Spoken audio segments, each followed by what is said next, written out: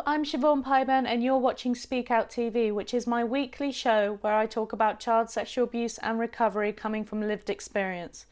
Today I'm going to be sharing with you 5 things that the person who abused me would tell me quite often, which meant that I didn't feel able to tell anyone until I had suffered abuse for many years. I'll be telling you what these phrases were and why they were so effective at keeping me silent.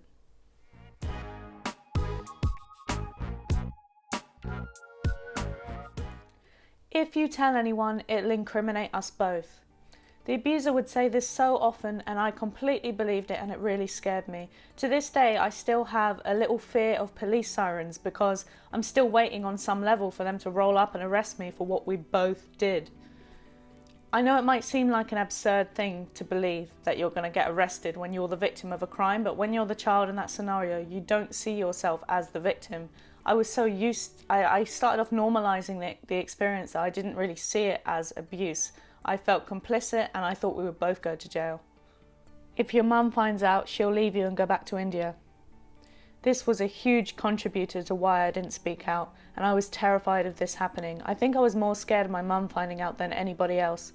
I rarely saw my mum, who worked away from us, so it made the time that we did have together all the more precious, and I felt sure, completely sure, that she would blame me and disappear if she knew.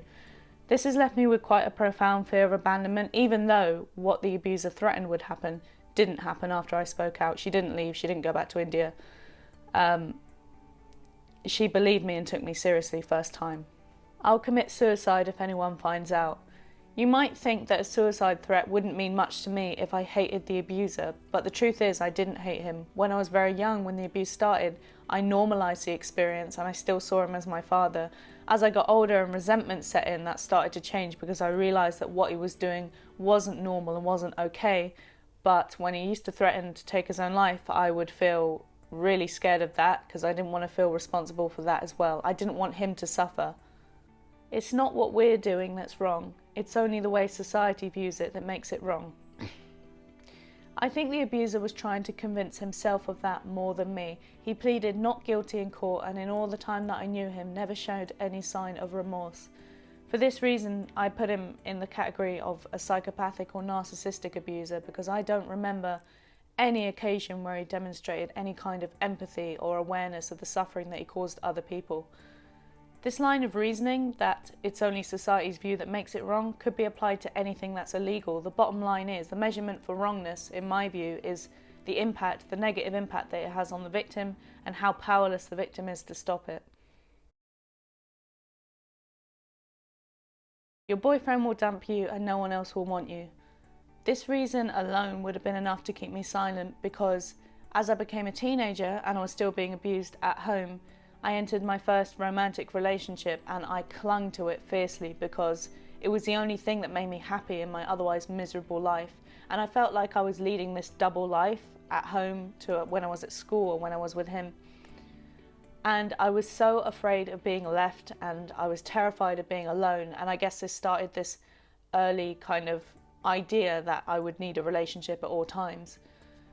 I was really afraid of everything that the abuser threatened, and as a matter of fact, after I disclosed, that boyfriend didn't dump me and his parents were actually very supportive, so nothing that the abuser said would happen actually manifested. It was all designed to keep him from being detected and to keep me quiet.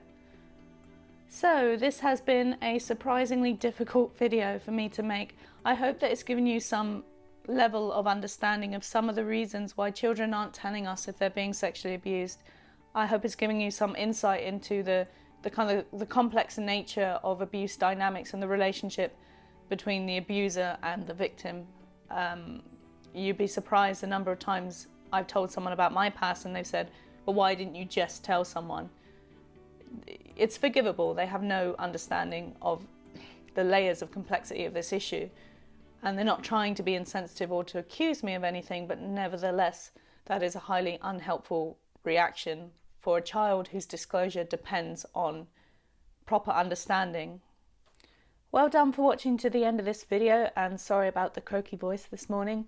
If you think this is an important topic, and it really is, then now's the time to subscribe and share for more weekly content aimed both at survivors of child sexual abuse, young people watching who are still being abused now, and the people who work with them. Thank you for your time, and I'll see you next week.